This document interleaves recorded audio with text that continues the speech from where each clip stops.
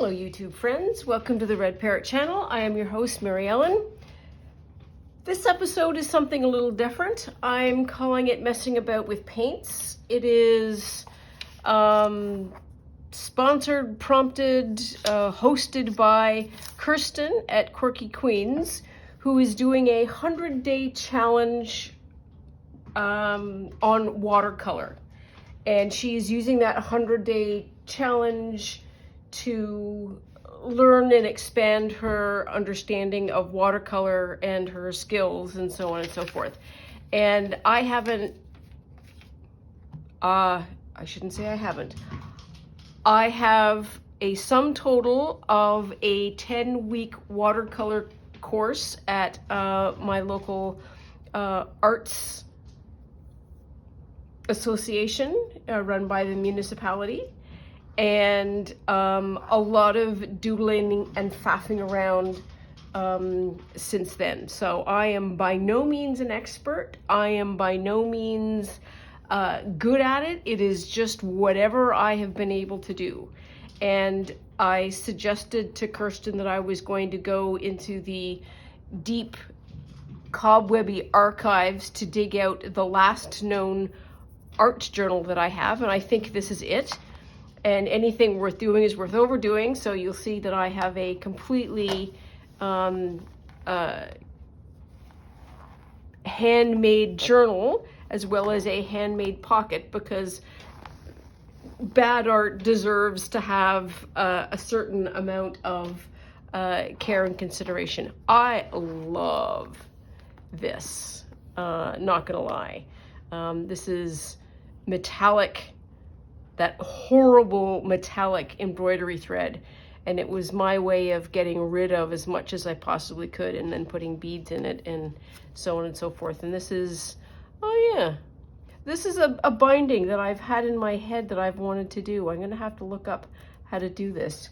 And this is also that horrible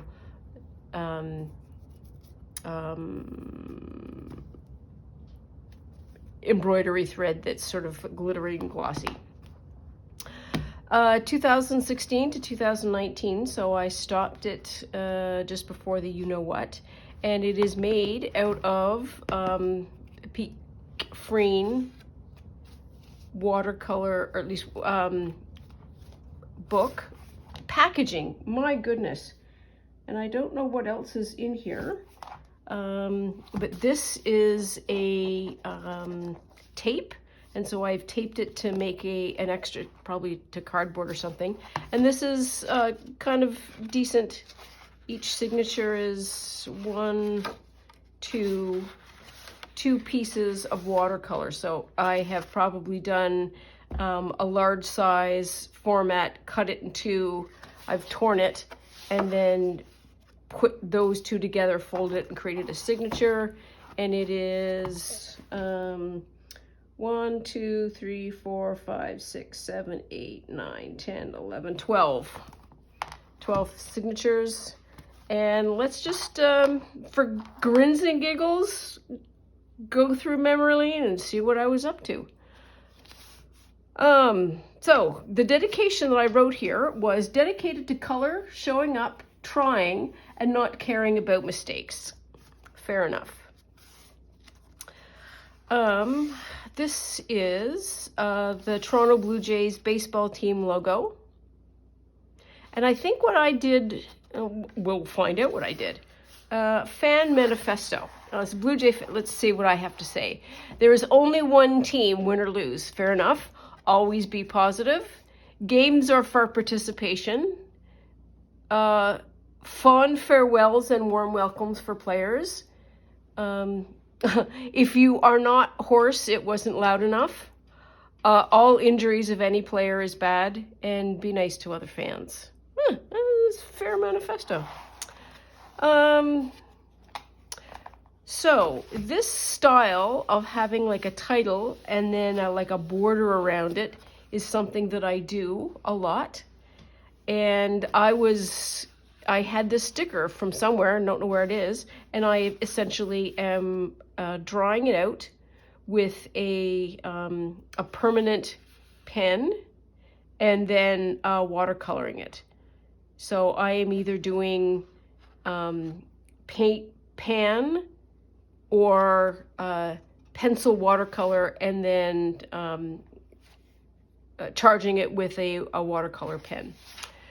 Dragonfly beads. So this is actually beads that you can buy at Michael's, and they're kind of fun. And so they come in like a string, and they made into a dragonfly.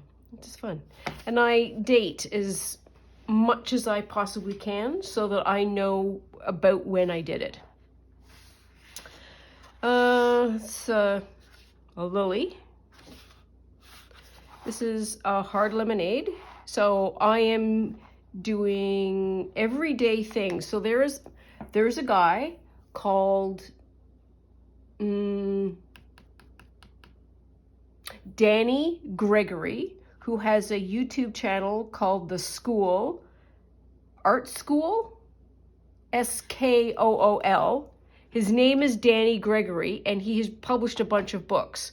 One of the books that he published early on, I read, and that has gotten me into a periodic habit of daily journaling. And that book is called Everyday Matters, which means his philosophy was you can't wait to be in the center of Paris or Rome or, in the Andes or, at Machu Picchu before you take up and actually draw something. You need to draw your everyday, and drawing your everyday will get you good at drawing, and draw your everyday. It make you appreciate what it is. And when you look back over time, you will be able to see and remember the things that were part of your life. For example, sticky rice. A friend of mine, Michelle, makes the most amazing Chinese food, and one of the things that she makes for me is sticky rice. And this is the sticky rice. The other thing that I did here is memorialize things in the news that have an impact on me, emotionally or just touching. And this is essentially the Orlando shootings. Cinder, this is a Thai beanie baby that I had. It's a little dragon, and I don't think I have it anymore, but I have the picture. Kind of like his eye. Poppy. So I grow poppies in my backyard. This is a poor Lucy. This is Lucy. I hope that the picture that the vet takes of her is better than this. Look at those elbows going. She even looks pissed at me. Oh man, that's funny. Pencil case. So this is a pencil case that I use to keep the watercolor crayons in, watercolor pencils in.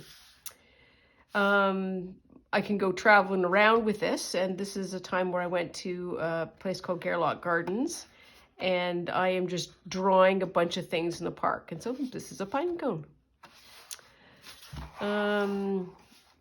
This is also the gardens, and this is their art.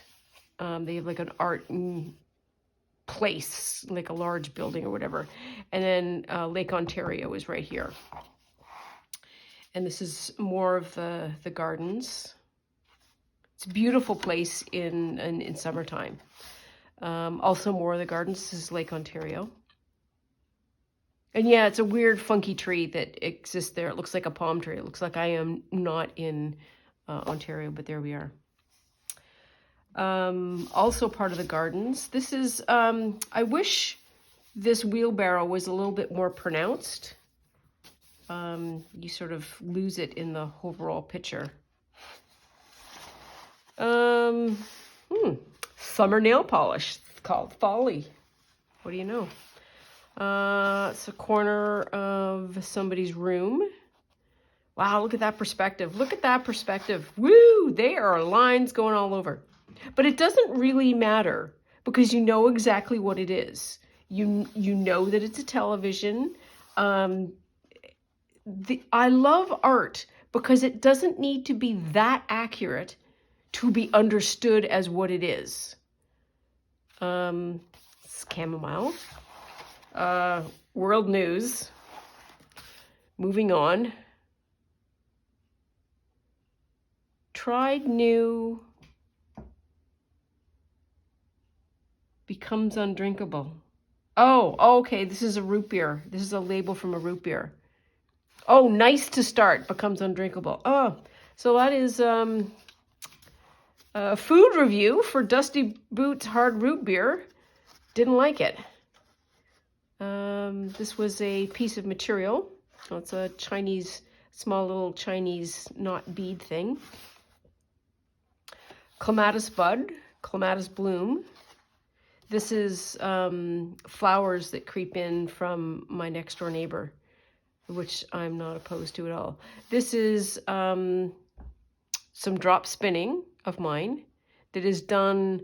This was the first drop spindle that I ever had, and this is a chopstick, 1/2 of a yo-yo, and a kitchen hook. I have since progressed from that. Zucchini that probably died. Where are we here? Okay, so I'm doing more traveling around, and this is another art garden place, and this is the actual garden of the place. This is an alum bulb. This is the barn. It's milkweed. And milkweed in a more botanical sense, like more looking at it more closely to look at, you know, how the fleuret works.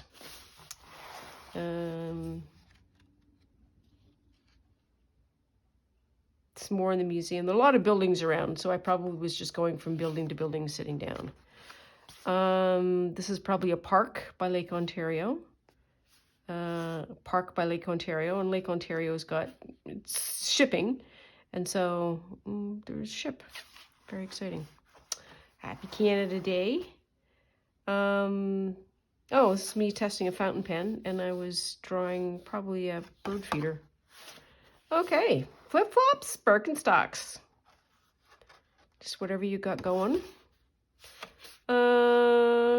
Ghostbusters. I must have been doing my 2-page movie theme.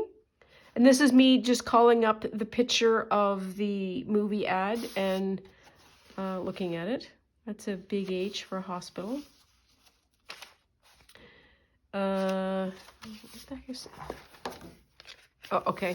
So in a lot of the journals that I have, I talk about, you know, keeping history. Like this is the Rio Games.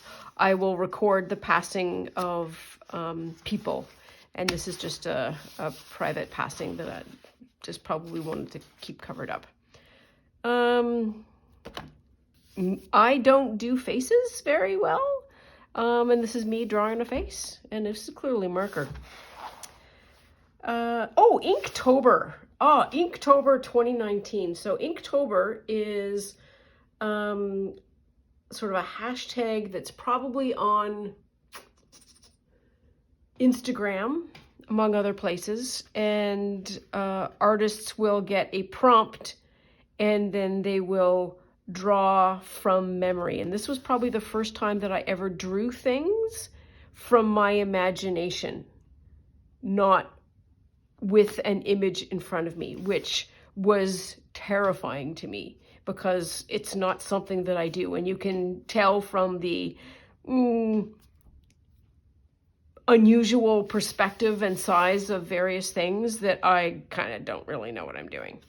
So this was, the prompt here was overgrown ruins. This was Nature Untouched, and it's a water droplet off a leaf. Ancient Tree. There's no paint, this is just black ink. Deep in the Woods. This is such a sad frog. Oh my goodness. Woo! Look at him go. Look at him go. I like the toadstool though. Toadstool's kind of funky. And these bits and pieces here. And then that shaft of sunlight. The frog is hilarious. I do not know what these additional fin things are. Let's just move on. Cave entrance. So it was just a signpost and cave, and it's just basically a long trail up to the cave. Rocky Ruins. This is Hall of Deities. More evidence that I am not really practiced in drawing faces. Oh, Ancient Altar Room. This one worked out. I seem to have gotten into a bit of a groove here and really like the stonework that I did, and that I had an image that goes outwards. Well done me. Oh, and this is windmills. Ah, like the tulips. This could do with some watercolor. Huh. I feel like this must have been drawn from an image.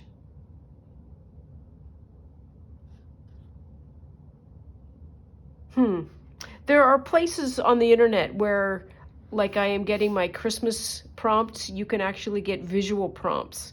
That is just a random image from the internet that you can then use just to practice your drawing skills. This is Abnormal Formations, and this is the hoodoos in Alberta. So this is sandstone that has been worn by wind over time. So there are these large plates here, and just sort of wind has eroded everything else. It's an actual spot. One of my best friends and I took a road trip out in Alberta, and we went looking for them. And we went up and down that road about 3 times before we found them. We had in our mind that it was going to be like a Grand Canyon kind of thing, that how could we possibly miss it? And it's because they aren't that imposing, and you have to look. What does this say? Path along the water. That's probably the path. I don't know why there is corn this close to the water's edge, but okay. Underwater temple. Ooh, I like the way I did that shell. Shell worked. And this is just fiddly, fiddly, fiddly, fiddly. This is buried statues. Certainly helping with my faces. And then this last one is Marketplace.